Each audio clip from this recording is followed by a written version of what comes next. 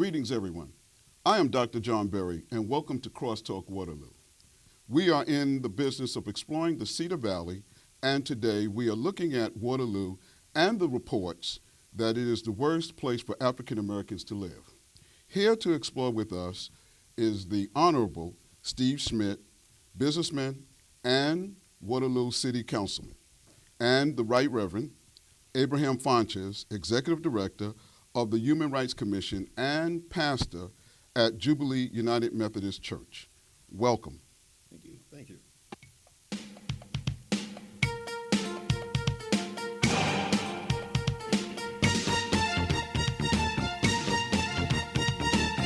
My mom would be so proud.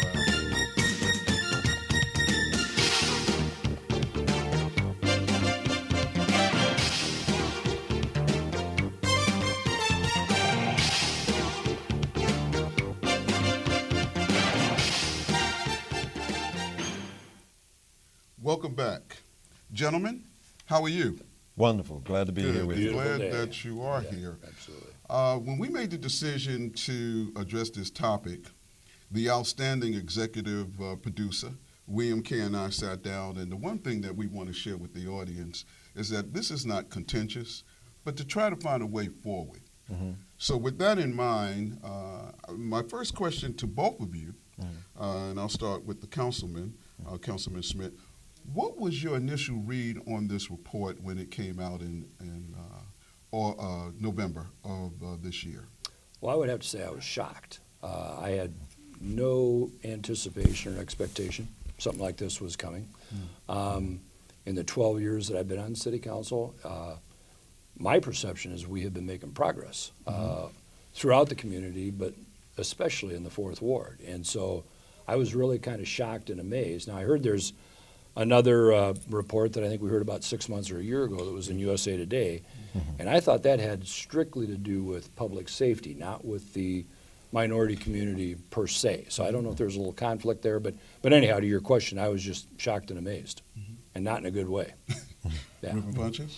Yeah, I guess I was a little surprised too. I guess it's fair to say that it was a little surprising. 2016, we had the Huffington Post report that said that Waterloo Cedar Falls Metroplex was number 10. But then 2 years later, 2018, we had this report, 24/7 Wall Street, that came out and said now Waterloo Cedar Falls is number 1. So I guess the surprise for me was that we moved up on the list from number 10 to number 1. But when you talk about the disparities, when they were and those objective measures that were being used and cited in the report, in that sense, it resonated with a lot of people, I think, in the community. Councilman Schmitt, on the city council, it was USA Today that actually launched the report, but it was actually compiled by 24/7 Wall Street. Has the city council looked at it from the municipal perspective as a city, and has there been any conversation with the city council and the mayor regarding formal conversation about this report? Right. Not that I'm aware of. Okay. After the initial conversation here a few weeks ago with Dr. Mary Robinson, when she came and made her presentation, she and I talked after the meeting about getting together and having a further conversation. If you remember, that was right before the holidays. And of course, given one of her occupations, she said the next several weeks she was going to be real busy. But I gave her my card, and she said she would get back to me after the first part of the year. We haven't connected since then, but that's the only conversation I've had. Do you anticipate that there will be a conversation from the city leadership? I would hope so. I mean, I would expect so, but in all honesty, I have not heard anything. Now, maybe there's some conversations going on I'm not invited to, but I'm not aware of any. Reverend Funchess, you wear multiple hats, if you will. So from the human rights side, and then as a senior pastor of Jubilee, and also an activist, a tireless activist within the community and the communities, not just the African American community. Sure. What's your read on this report? Well, we have a lot of work to do. In agreement with the councilman, indeed, we've been making a lot of progress over the last 12 years, ever since you've been on council. And especially now under this particular mayor, I think we've been seeing a lot of improvement economically and all throughout the city. But the report is a stark reminder that we have deeply entrenched problems here in the Waterloo Cedar Falls Metroplex, and they won't be eliminated overnight.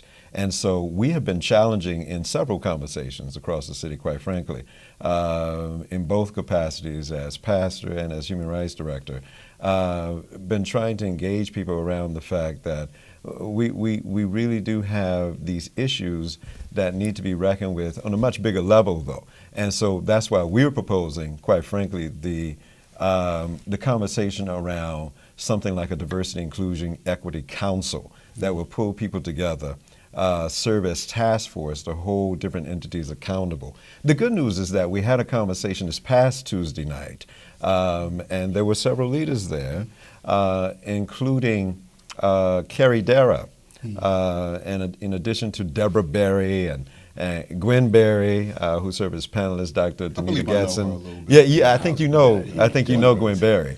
And I thought the conversation was very, very interesting. It was cathartic in some ways. It was informative in many ways. There were some proposals that dropped out. Deborah Hodges Harmon was also there, including the mayor. And so these conversations are happening. And I just think that people are on tiptoes of anticipation to see what will happen next. What action steps are we going to help take to help close gaps that a lot of people perceive to be real?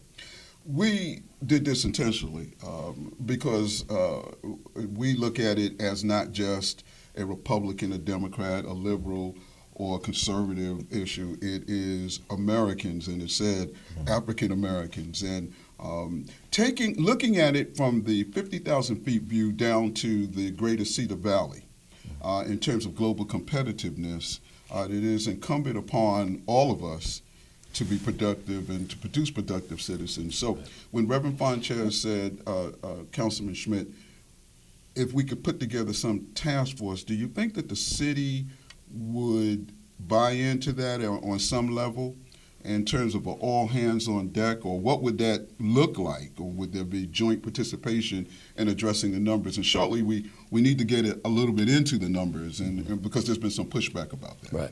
Well, I think, speaking on behalf of my fellow city council members, I think it'd be all hands on deck. I think everybody's real interested in this.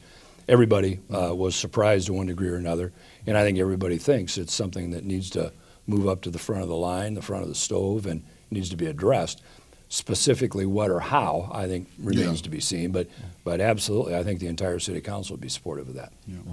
There's been some pushback in terms of the numbers, and whenever you have research, there's always, they did not discuss all that much research limitations, but then that's why I believe that they did mention the Brookings Institute worked on this report. In terms of the statistics, one of the pushback areas, and Reverend Funchess and I have had this conversation, I don't know if you have as well, is the unemployment rate here 24.5% or 24%, if you will, or is it substantially lower, given that the economy is plugging along and churning along, if you will, and that the white unemployment rate is 4.4, which is even lower, which is a good thing, than the national average, whether or not it is in still double digit for African Americans, and we're still waiting to ship that out. What is your read on that, Reverend Funchess? Because I personally, I think, and professionally, it may not be 24 or 23.5%, but it is still double digit. Well, right. I've always been challenging everyone, political leadership all the way down to the rank and file, that let us not spend too much time quibbling over the data sets. Because quite frankly, and I'd always been using 24% as illustrative purposes, by the way, so I don't know what the actual data is.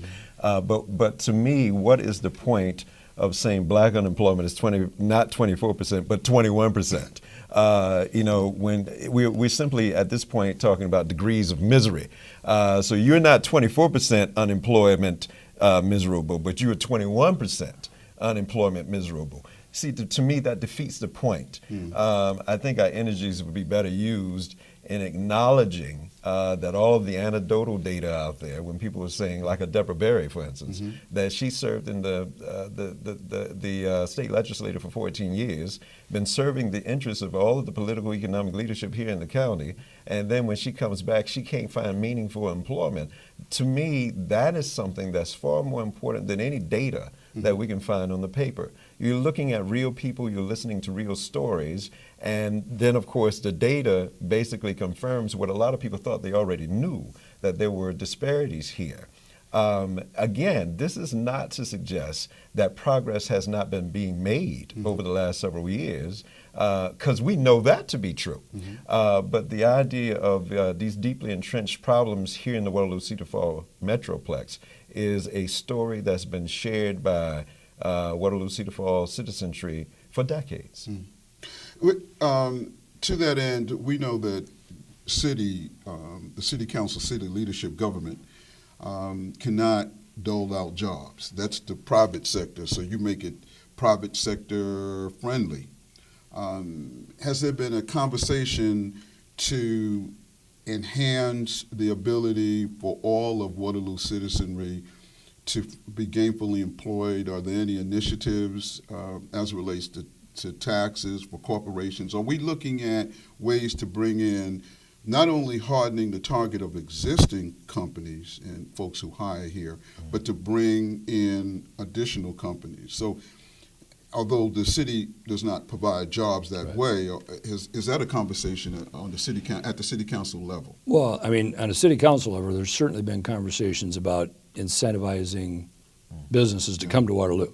Now, not specifically necessarily aimed at employment numbers or areas of the community. I mean, that's not like where that. I was going with that. No, but yes. From the business community, I know, and I know you two are involved too with the Alliance, that there's been a real focus on their part from an educational standpoint, a job training standpoint. I mean, I really think that's where a lot of the focus is, which may not fix the problem immediately, but I happen to believe big picture, long term, education is the key.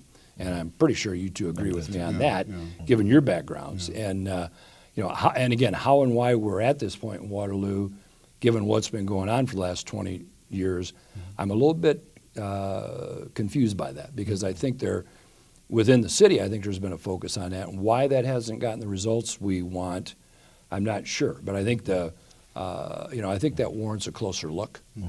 Well, a personal disclaimer, because it's been in the various newspaper articles, with a PhD, it took me 2 years and some change to be gainfully employed. Yeah.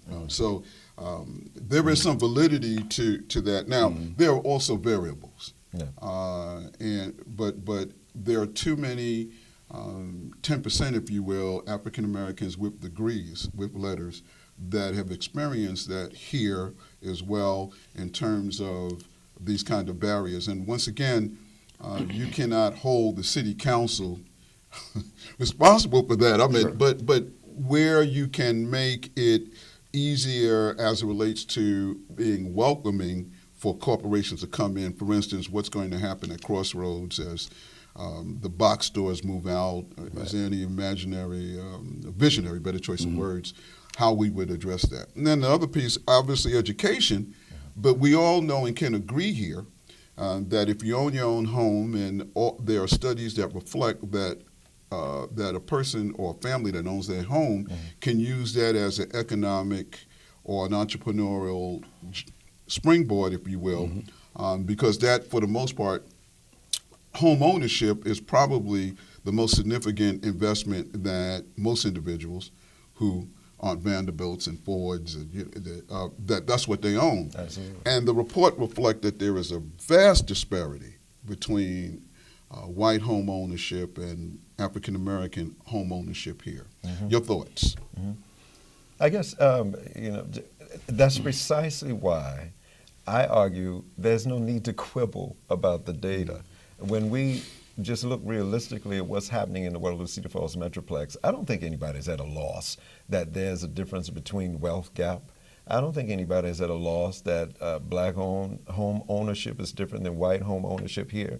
I don't think anybody disagrees that educationally speaking right now, all of our babies are not at reading level proficiency in the school system. I don't think anybody disagrees with the fact that while African Americans represent about 17% of the Waterloo population, we represent 50% of those in the local jail. These are all existential problems that we can look at objectively and for the most part agree that these are problems. Now we would disagree, of course, about how we would probably go about resolving the issues. And then, of course, that's where the great conversation, the great debate comes in at. But I guess I would like to put forth right now the possibility of doing something that seems to be working in Minnesota. And that is the idea of developing a diversity, inclusion, equity council that can work with all of the powers that be, the city council, other entities in community, especially the Cedar Valley Alliance and Chamber, to make sure that we are holding people accountable. Because at the end of the day, Dr. Berry, your story is compelling, along with Deborah Berry's, and those kinds of things. At the end of the day, we have real people in charge of hiring. The Chamber keeps saying they have all these jobs. They don't have the skill sets to fill them all. And then we keep experiencing brain drain and these kinds of things. I think the young lady that pulled together a wonderful economic summit on behalf of the Chamber in October is not here in Waterloo Cedar Falls today because she accepted a job out of the city.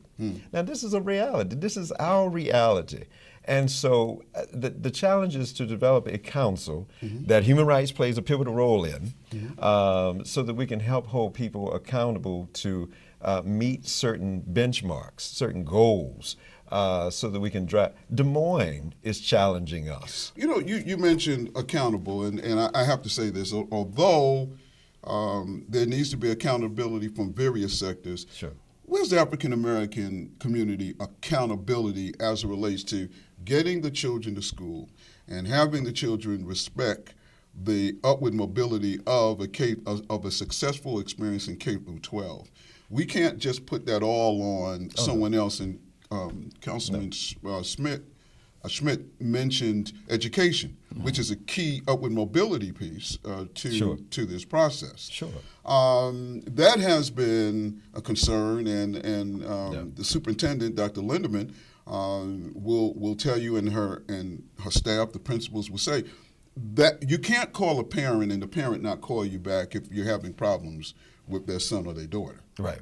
So there needs to be that integrated accountability across the board. And Councilman, would you like to speak on the educational component to that, where you see the education as it relates to upward mobility and then employment?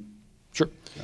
And I concur with what you're saying. You know, I've mentored in the public schools for over 20 years, and I can say factually that the face of the education system in Waterloo has changed dramatically in the last 20 years, and in a good way for the minority community.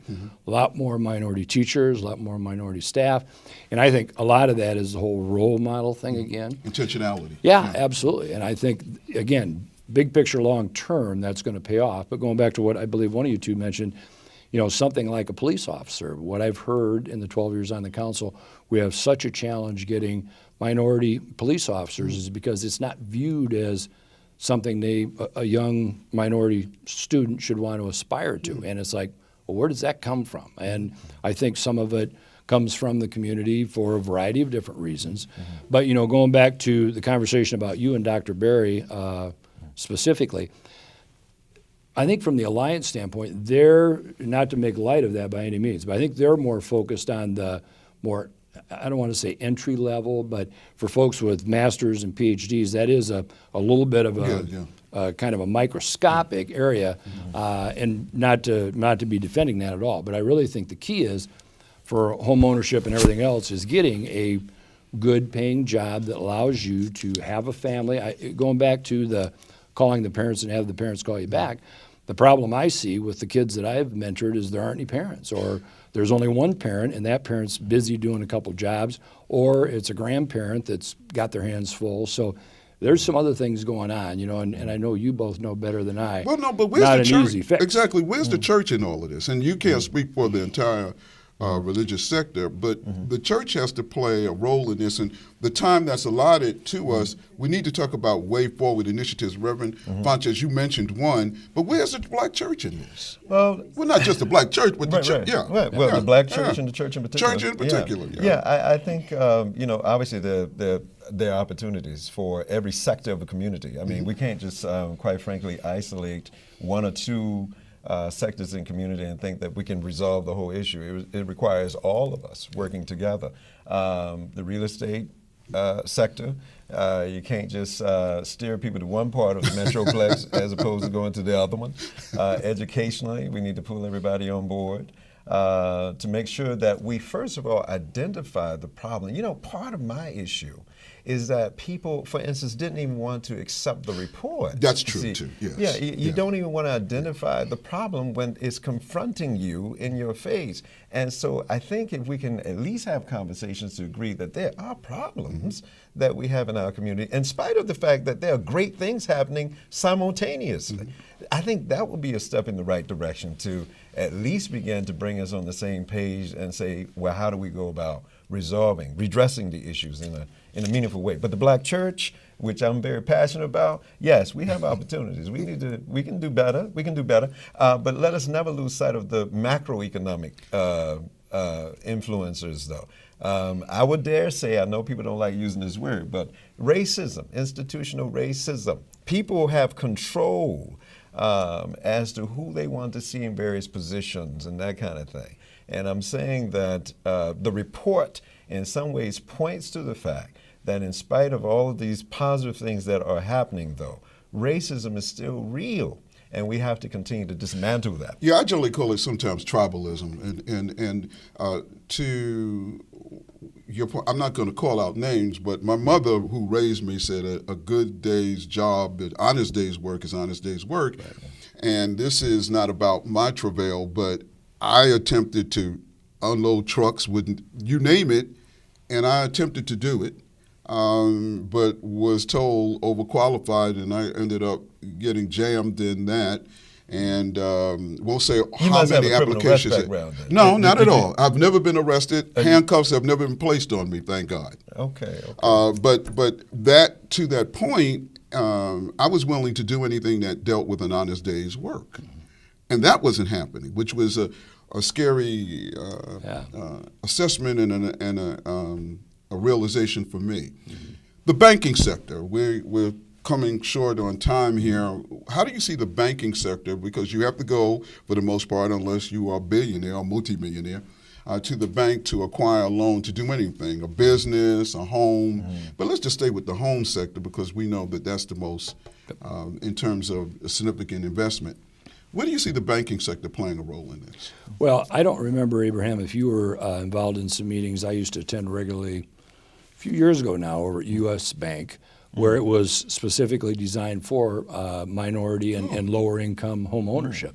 And there were a variety of people at that meeting representing a number of the banks and savings and loans. Rudy Jones was a part of that meeting. I don't know what happened to that group, if it kind of fell by the wayside because the world has changed a little bit interest rate wise or anything else. But if there is any kind of concerted effort to discriminate based on anything other than income, and the guidelines that those financial institutions I think are required by law to use, I'm not aware of that. And if that were true, and if that were to be able to be confirmed, I'd be leading the charge to make an issue of that. Perhaps we can revisit that. And I really believe that coming from Councilor Schmitt, because he's been everywhere. We know that. I mean, when we look at the HMDA data, you go to these national community reinvestment conferences, and there's one coming up in D.C. The first quarter of this year. But the HMDA data tends to paint a different picture. It begins to show redlining and these kinds of things. And we have to challenge those in our banking institutions and our regulators to do more. And so, again, I'm emphasizing the Diversity, Inclusion, Equity Council because I think if we can pull like-minded individuals together, we'll be able to point out some things. Well, you have one of the key folks here who This is it sounds one- like yes, this is not a Republican or a conservative, Oh, no. because it's total uplift and it's productivity. Yep. And we all would agree. I'd rather have a productive citizen than to have them on some kind of welfare roll or incarceration. I mean, it leans towards productivity. Councilman, do you think that program is still around? And then could we vertically integrate that with the churches, with the banks and the churches to see who is loan eligible and how all of that works? I have to say I don't know if it's still around or not. Now, I know several of the individuals that were involved with it, and Rudy is one, but a couple of the bankers, a couple of the realtors were very involved in it too. So I could certainly drop some emails and phone calls and find out. And if it's not, I don't know if there would have been maybe some federal funding that was going on there. I don't know, but I can certainly find out, and I can get back to the both of you. Yeah. Sure, happy to do that. And can you mention, as we close out, the name of the initiative that you are hard charging to start with the various components? It's called the... Right. It's just part of the MLK 51 initiative for the most part, and we're just hoping to get this Diversity, Inclusion, Equity Council off the ground. And one of the key players, I'm going to drop a name here, will be Dr. Nafisi Sisi Ebinoye. Okay. I may have mispronounced the last name. Please charge it to my head and not to my heart. Well, we're running out of time. Thank you, Councilman. Thank My you, pleasure. Reverend. Thank you. That's our show. On behalf of all of us at CrossTalk Waterloo, please stay informed, stay engaged, and stay with us. I'm Dr. John Berry. Thank you for your time, this time, and until next time, join us on Waterloo CrossTalk.